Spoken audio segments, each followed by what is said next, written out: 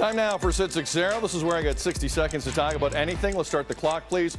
Here's what's on my mind this morning. The provincial government failed.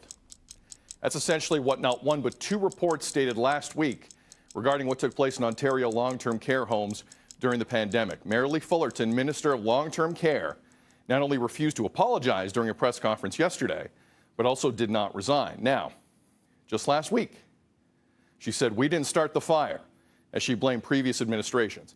My career covering politics on this show is still in its infancy, but this I know for sure.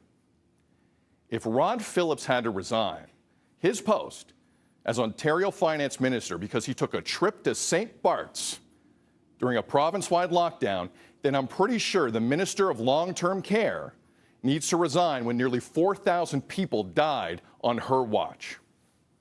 People with families, people with loved ones, people who are the most vulnerable in our society. And I dare anyone to come on this show live and debate me on that.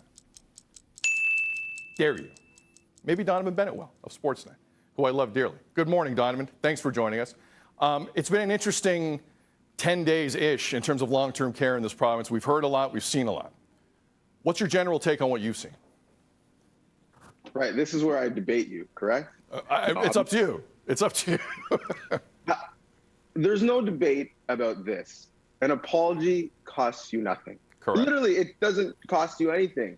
And it would have gone a long way to the families who lost loved ones, who are afraid they still might lose loved ones, both who are staying in long care facilities, and let's remember, who are working in long-term care facilities, who are vomiting at the scenes of what was happening to the people that they take care of, that they care for very dearly. And you mentioned the two reports that came out. Let's also not forget what we heard from our Canadian Armed Forces, people trained to go into battle, how upset they were at what they saw. So it's one thing is this was after the first wave, but we had the second wave and you had an opportunity to get things right. And so the fact that there wasn't an apology, the fact that, and this is what upset me as well, the press conference didn't last very long. We took 3 questions, and then it was, peace, we're out of here.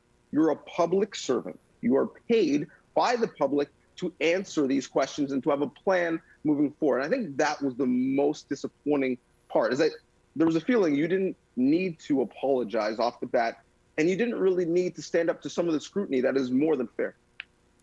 Just to further Donovan's point, the news conference yesterday by Minister Fullerton was scheduled right before question period at Queen's Park, which meant there was a hard out, which meant she had to leave at some point. So they scheduled it right next to question period. The minister took 3 questions on one of the shames of this province, period, then had to leave. Just magically had to leave. Quickly, Donovan, we got about 30 seconds. Previous administrations, both Liberal and Conservative and NDP, how much do they wear it?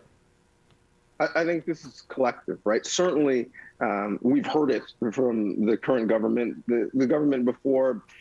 Do they own some of this, right? Dalton McGuinty, Kathleen Wynne, are they part of this problem? When it gets this bad, certainly, there's a lot of people who are part of it. But you can't cast blame on previous governments for the fact that you got rid of comprehensive inspections, not just inspections when things are an issue, but going in proactively to make sure they don't get to that point. That's something that you really shouldn't be playing politics about. It should have never happened under anybody's watch. Those inspections, by the way, basically ended in 2019. I kid you not. There were barely inspections in this province of long-term care homes as of 2019, which led to a lot of issues. Donnovan Bennett, love you. Appreciate you. Have a great day. You as well, Sid. Every Tuesday, Donnovan will be joining us. We always look forward to that. We're going to take a break. We look forward to you sounding off next.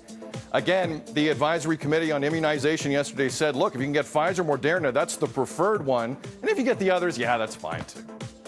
Are you done with the mixed messages with vaccine rollout in this country? We're not. This isn't our first day in it. Sound off. 1-866-267-3797. Feedback at breakfasttelevision.ca. At Breakfast TV on Twitter 24/7. It's 6:44. Good morning, Toronto. You're watching BT.